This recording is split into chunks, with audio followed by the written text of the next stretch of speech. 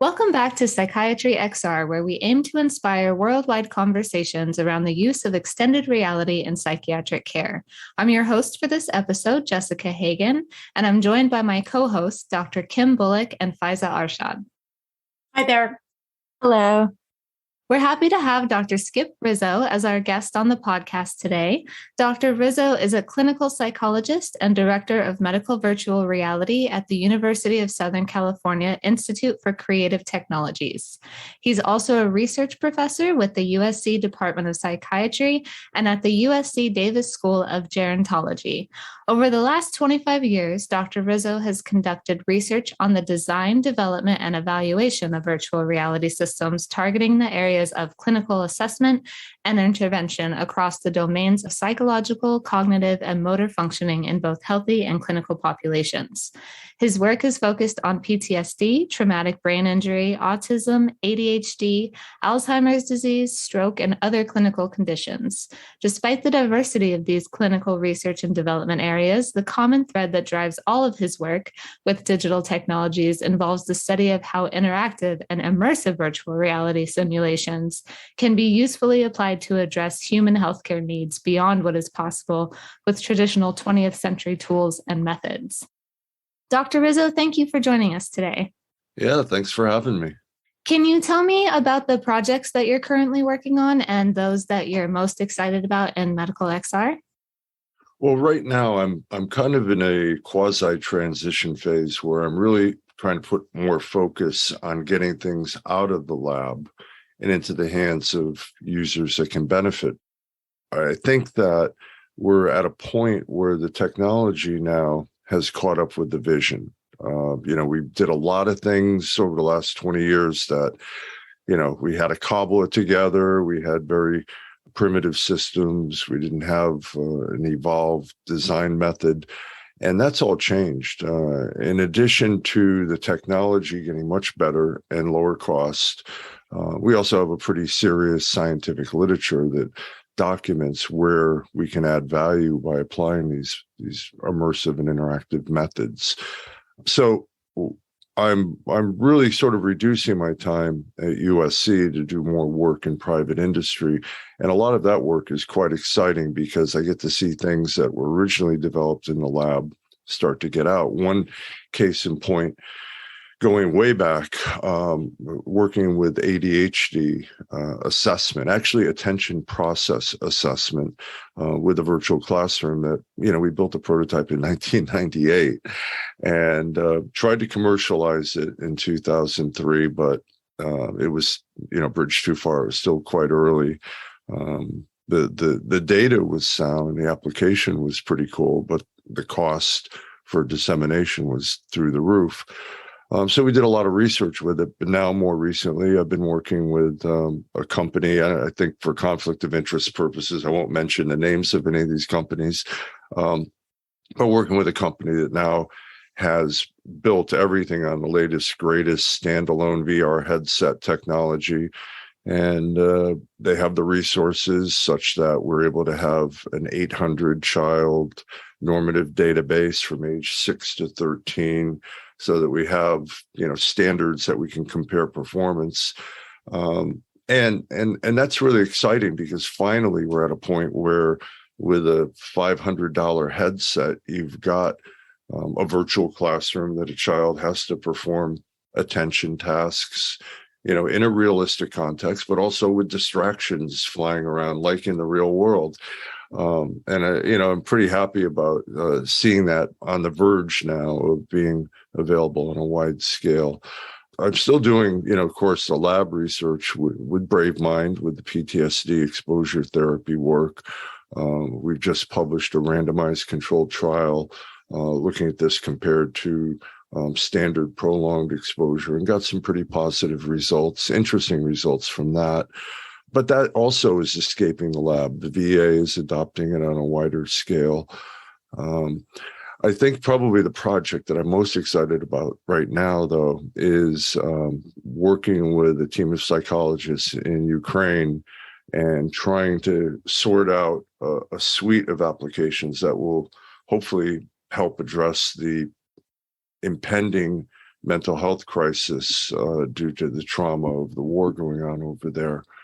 So taking this kind of a virtual Iraq or Afghanistan scenario and putting the code in the hands of Ukrainian developers, I think it's real important to have them as part of the team. They know the lay of the land, the situations, and so on, and to build out Ukrainian relevant content for this type of direct trauma-focused exposure therapy.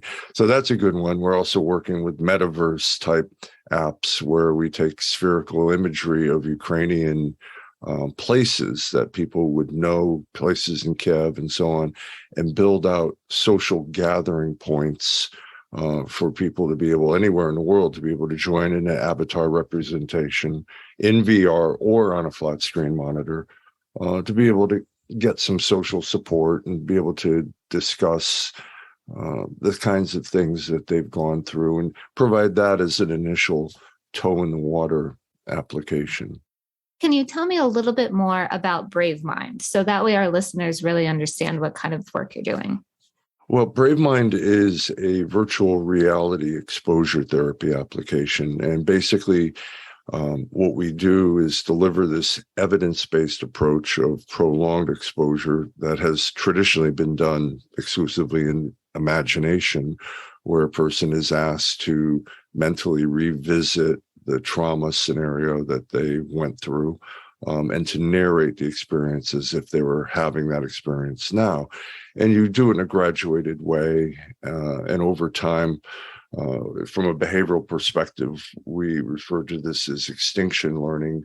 They get more comfortable by confronting the trauma scenario in a safe place, but the threat really isn't there when they're doing this. And by revisiting and confronting this trauma rather than avoiding it, eventually you see less activation in the brain, particularly around the amygdala, maybe a little beefed up activation in frontal areas, certain key areas that help modulate emotion. But by doing that repeatedly, you do see good clinical outcomes if people go the whole course of the therapy. And it's admittedly, it's hard medicine for a hard problem. So what we've done is we've built out these contexts that people have commonly experienced trauma in Iraq and Afghanistan, and given the clinician a control panel so that they can modulate the stimulus presentation in the virtual world in real time as the patient is narrating their experience. So maybe their trauma involved getting blown up in a Humvee on a desert roadway. Well, we would put them on that desert roadway, either as a driver, or if they were the passenger, or up in the turret. We would adjust the time of day, lighting conditions. Was it night? Was it, afternoon, morning, dawn, clouds in the sky? Introduce ambient sounds, and then have the person go through it in VR. Maybe you start off not blowing up the Humvee at the start. You get the person just to be comfortable even being in the vehicle in that context. And then over, the standard exposure therapy approach is about 10 sessions. It's highly manualized. And so we're doing the same thing that the evidence-based approach of prolonged exposure aims to do, but we're doing it in VR. And, you might say, well, if it's already evidence-based in imagination, why do it in VR? Well, I'll make the case from our recent randomized controlled trial. First off, when we're entering people into the study at informed consent, we described the two treatment approaches, prolonged exposure and VR exposure, with the caveat that it's a research study. You're going to be randomly assigned to one or the other. And they agreed and signed off. And then our first question was, all right, now, if you had your choice from what you know, which would you pick? And 77% would have picked VR. So you have maybe a breaking down of barriers to care. There's more of an attraction, perhaps a misinformed attraction. Maybe people think that, they're going to play a video game and fix their PTSD. Certainly isn't that.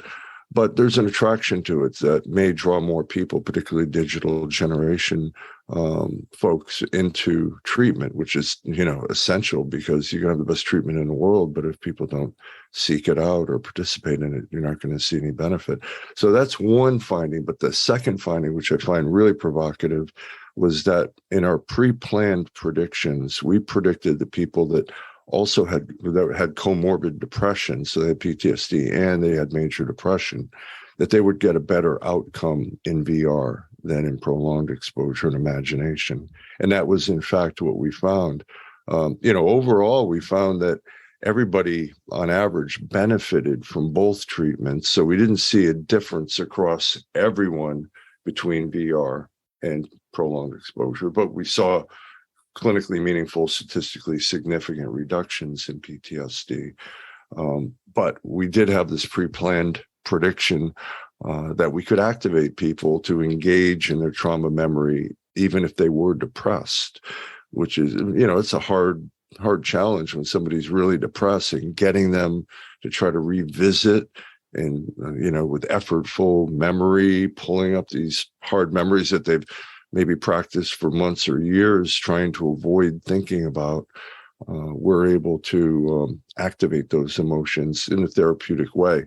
So, this is, I think, where VR is going towards, not just, the overall, does it work, for everyone. I think now we've got to start predicting better who might benefit from this type of treatment, and what are the ingredients in the treatment that contribute to those types of outcomes. Is it multisensory stimulation? Is it the graphic fidelity?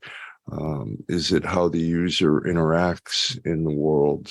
So there's a lot of research. I think we're at the phase one where, we've shown a lot of good, decent global effects. Of course, we always need more.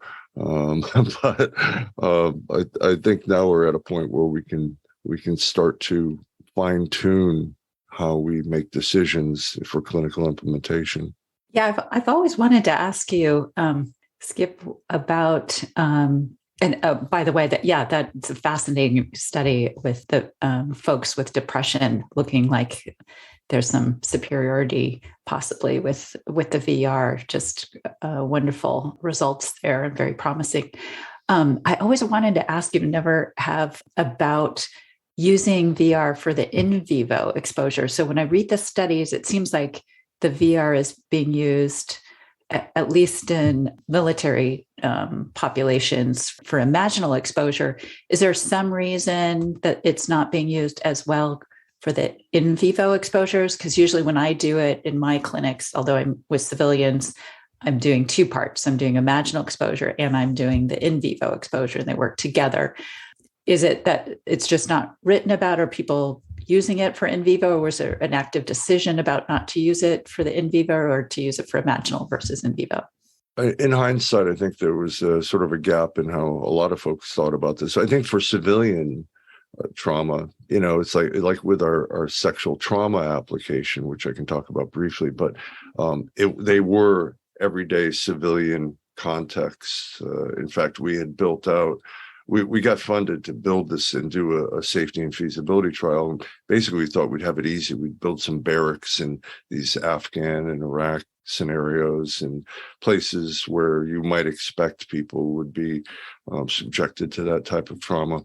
And then when we interviewed patients, we found out that most sexual trauma in the military isn't happening in the trenches of Afghanistan. It's happening stateside. It's happening at U.S. bases, in cars, offices.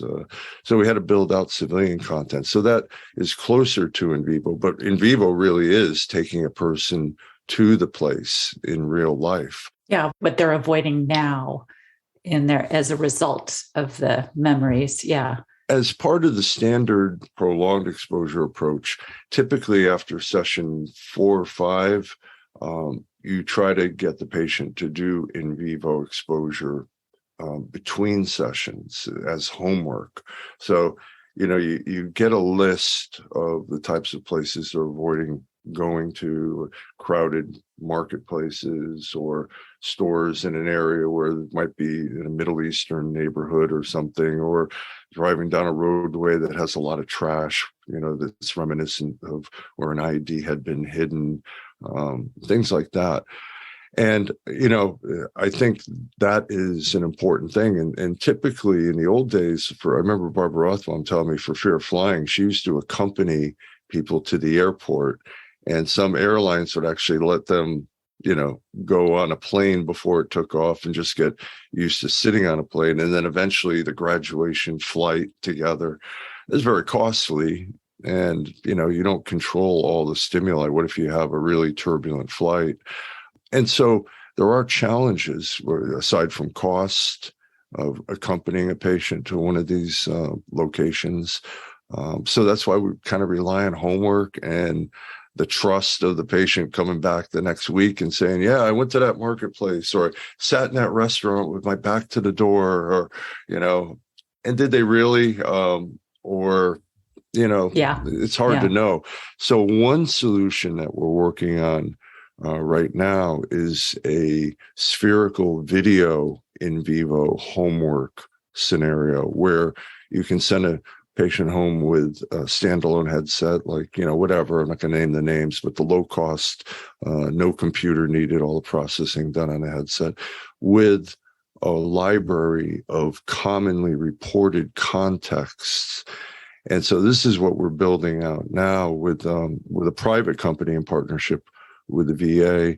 And we really want to build out this library of content so that we can use it for PTSD with veterans or for sexual trauma, but also build out such a vast library of everyday contexts that have some resemblance to common places people have experienced trauma, whether it's in a car or it's in a bad neighborhood or whatever, and make that available. And one of the cool things about that is that, for homework, you can actually document that the patient is spending 15 minutes in that context, because, everything's being kind of monitored in the headset.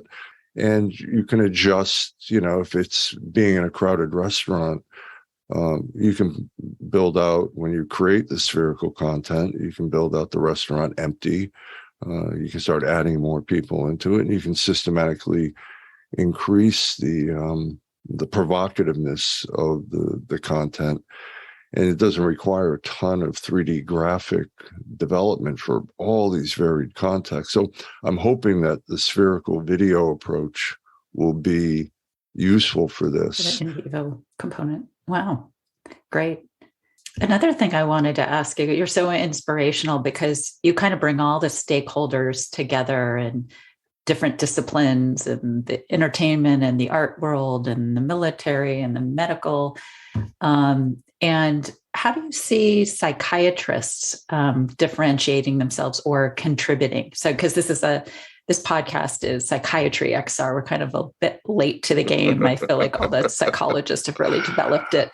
And yeah, do you see any value for us psychiatrists, or how do you think we can contribute most, or how do you see us? This is one of the cool things about this work, is that it's necessarily interdisciplinary.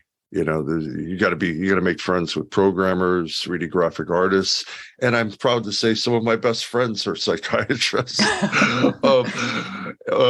But I think seriously, psychiatry brings the medical end of things, particularly with understanding medication and possible combination therapies.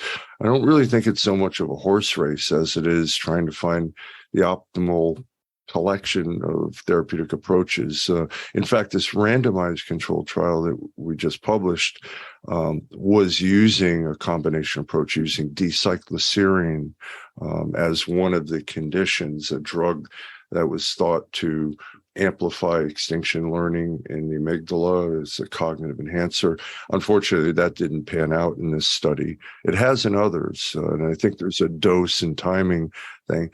But this is an area, whether it's for PTSD and looking at other medications or looking at medical factors that modulate or moderate clinical outcomes, or whether it's depression. Can you get a better benefit when you're doing some kind of a VR application to address self-compassion or depression while someone's on or off medications, or, so psychologists would be foolish to just think they own therapy. I mean, psychiatry has been practicing therapy in different ways.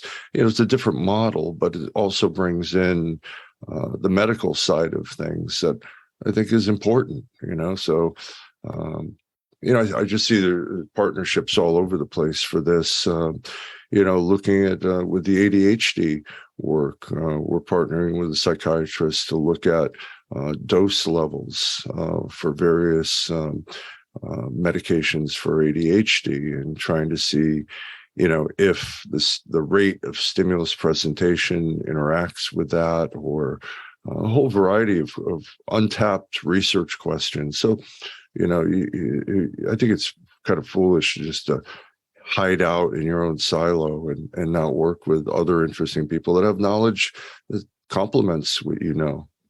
Dr. Rizzo, something that I'm curious to know about is how your work has been received by the industry and by academia. And, are there differences in how it's been received, and how do you manage conflicts of interest between the two? Oh boy, that's one I'm still wading through right now, because it's only been the last 2-3 years that I've really, in earnest, been working in private industry. Certainly as a USC professor, I have to, disclose everything. Contracts, how much you make, this, that, and the other. And there's also certain limits as to how much time you can spend outside. And consequently, that partially led to me reducing my time to about 60% at USC, so that I would have that open space to do these things. And I'm pretty careful about managing these things. But it is a challenge, and it's a whole different world working in private industry. Sometimes you feel like you have massive resources with some of these companies are well funded. But then, it's not like your goal is to publish a paper.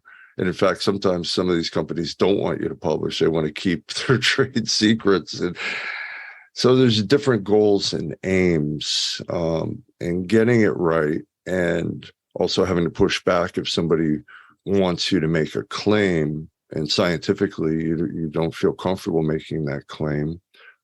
You've got to figure out a way to represent their interests, but also being true to the science. So there are a lot of different challenges, and there are challenges that you don't learn in graduate school or medical school. There's no course in this. Maybe there are now.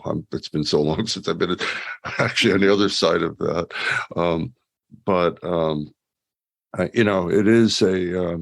It is a learning curve, and sometimes the corporate world can be kind of crueler than the academic world. Academia has its own struggles and battles.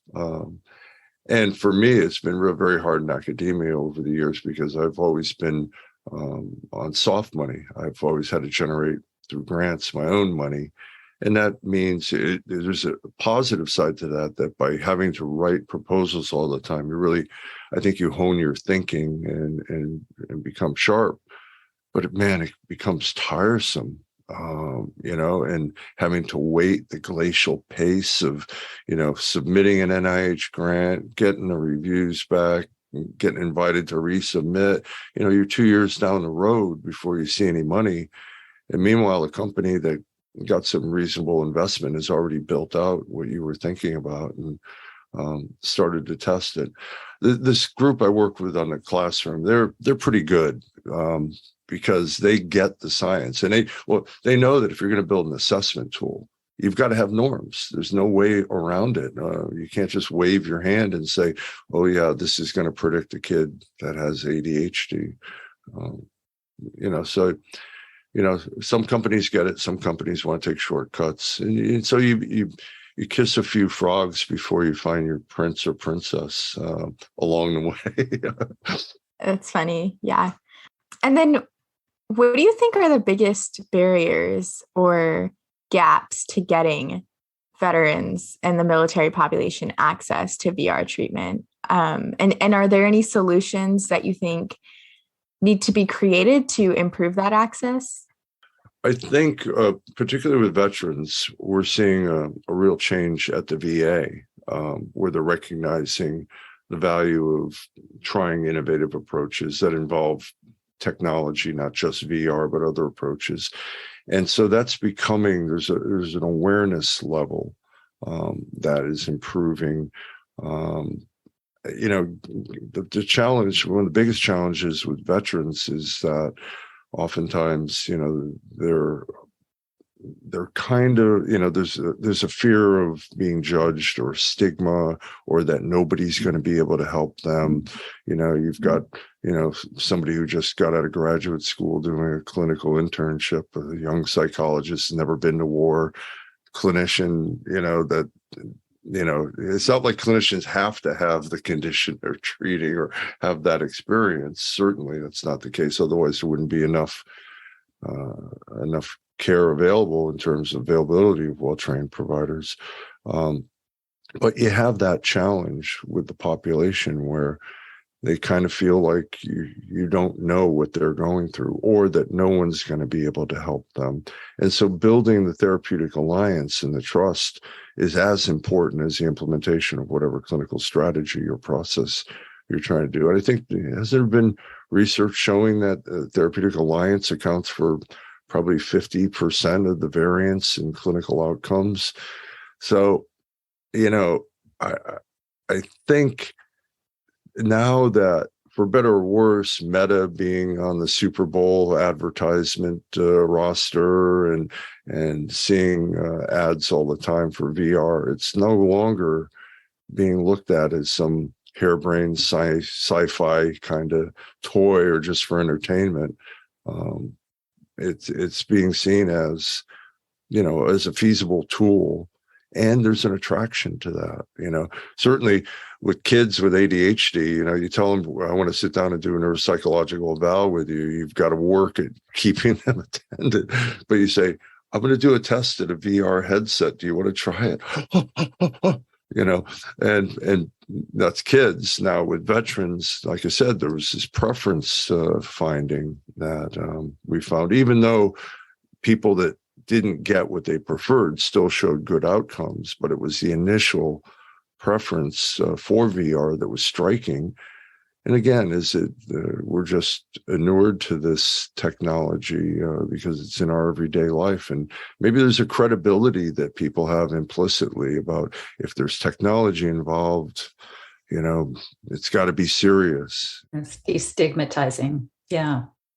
And do you find that preference for virtual reality to kind of span all age groups?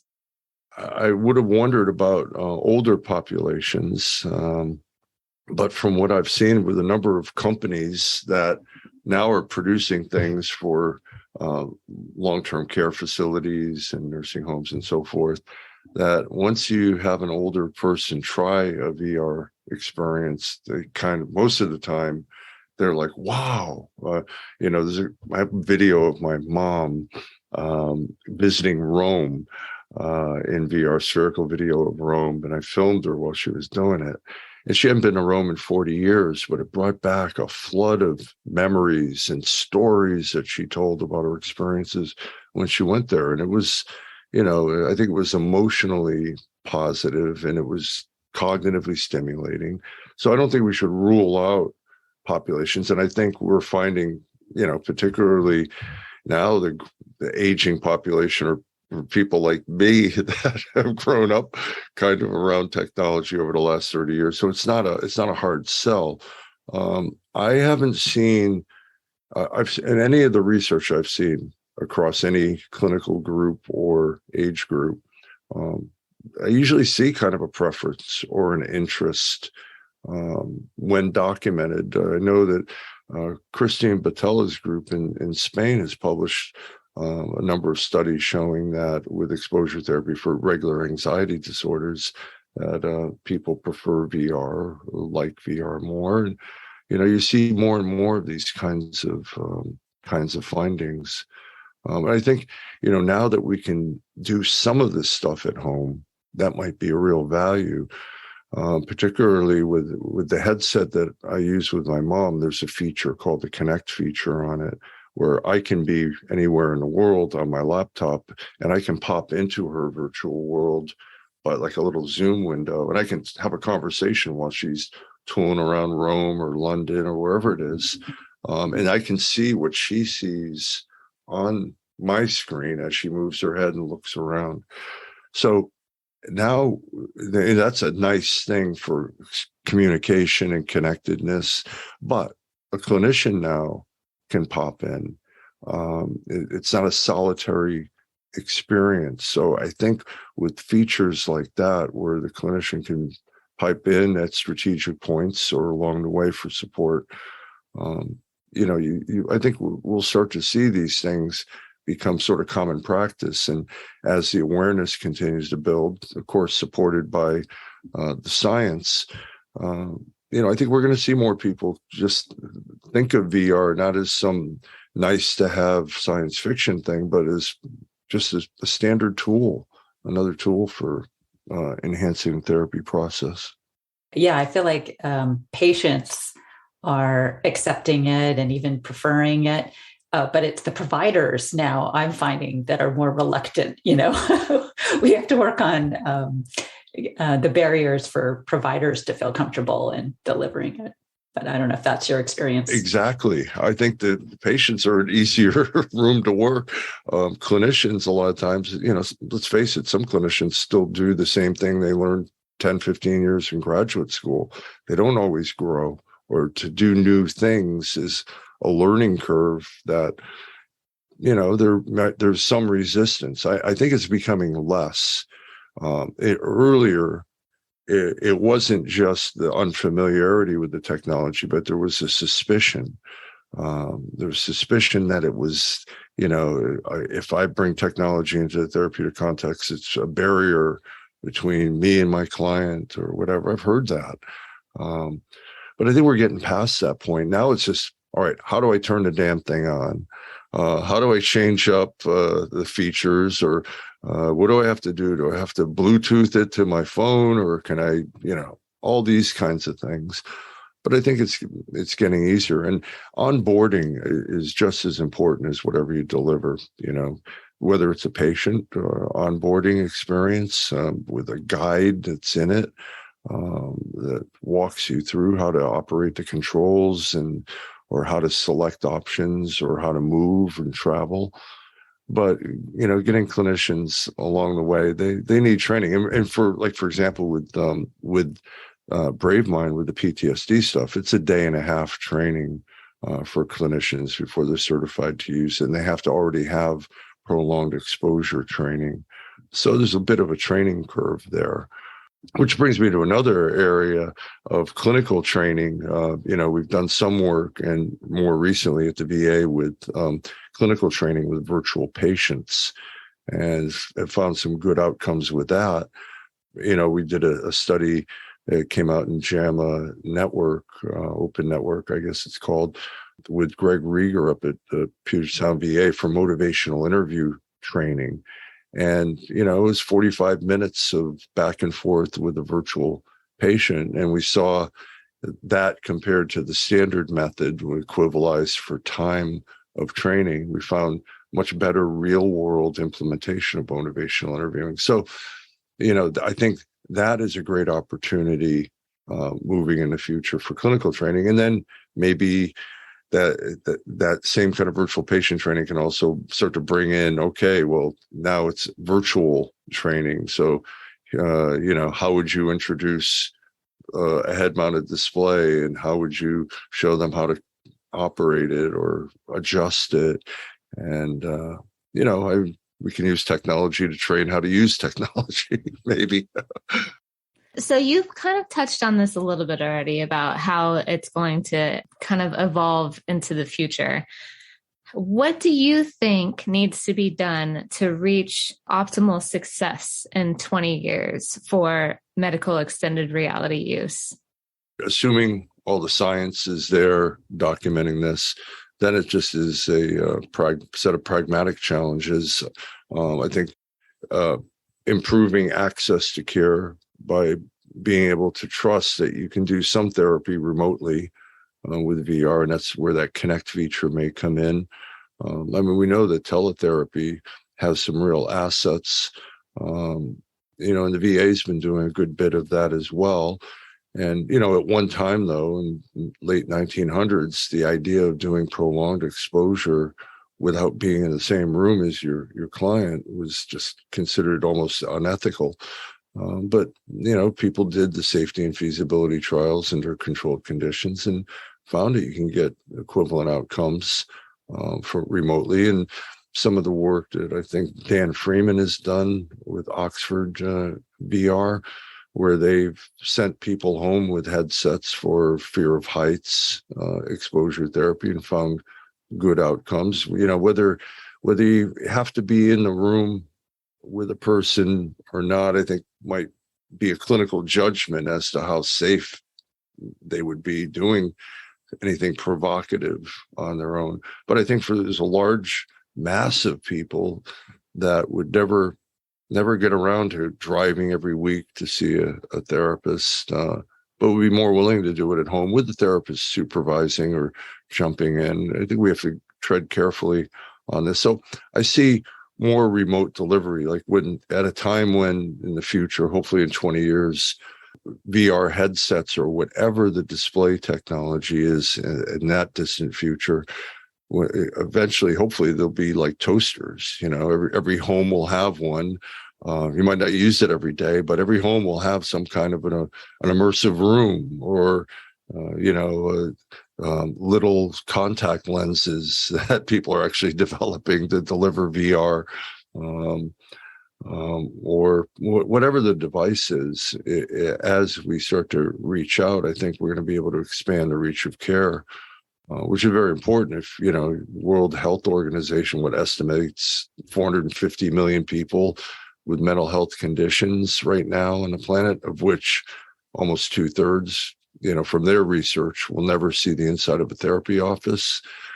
Can we kind of whittle away, chop that number in half maybe, and provide care to those folks using technology? And maybe this becomes more than treatment. Maybe we develop methodologies that are better for building resilience, for helping children that have had adverse childhood experiences have game activities that are fun, but also teach them skills for dealing with challenges that they might have a problem with, and thereby prevent a whole long lifetime of mental health challenges or problems. So I'd like to see, the health and wellness stuff, evolve to make it more interesting. There's so many mobile apps that, have really good content. People put a lot of work into, developing the content for these mobile apps, but for some reason, a lot of them just don't stick. There's some scary data about, somebody was telling me at a conference, the median number of uses of a mental health mobile app after the first try is 1. So if we got to make it stick, got to make it engaging, maybe virtual human friends, that AI that gets to kind of know you, that can kind of guide you along and say, hey, there's this new application. Maybe you want to try this. It'll help you manage that anger that I've noticed has been coming out lately in certain circumstances. I mean, this is getting really out there, but this is a future that could happen. And it's up to folks like us to be thoughtful in how it's evolved so that we're not doing things that put people at more risk. But once we can get that down, then I think technology is going to offer tremendous opportunities for improving human well-being. Dr. Rizzo, thank you so much for sharing your valuable insight into what's happening in medical XR and psychiatry. Is there anything else that you'd like to share with our listeners today? I'm glad that COVID is hopefully starting to wind down so that we can all hang out in person now and then. I've been to a couple of conferences lately in person, and I forgot how much fun it was to actually hang out with colleagues and talk about our work aside from watching them present on a Zoom call. Absolutely. Thanks again for your time, Dr. Rizzo. We very much appreciate it. Thanks for having me. I've enjoyed chatting with you guys. And that's it for this episode of Psychiatry XR. We hope you gained a new perspective on the use of extended reality in healthcare, and thanks for listening. This episode was brought to you by Psychiatry XR, the psychiatry podcast about immersive technology in mental health. For more information about Psychiatry XR, visit our website at psychiatryxr.com. Be sure to subscribe to the podcast and tune in again next month to hear from another guest about XR use in psychiatric care. You can join us monthly on Apple Podcasts, Twitter, Spotify, or wherever you get your podcasts. Psychiatry XR was produced by Dr. Kim Bullock, Faaizah Arshad, and myself, Jessica Hagen. Please note this podcast is distinct from Dr. Bullock's clinical teaching and research roles at Stanford University. The information provided is not medical advice and should not be considered or taken as a replacement for medical advice. A big thanks to Austin Hagen for music and audio production. See you next time.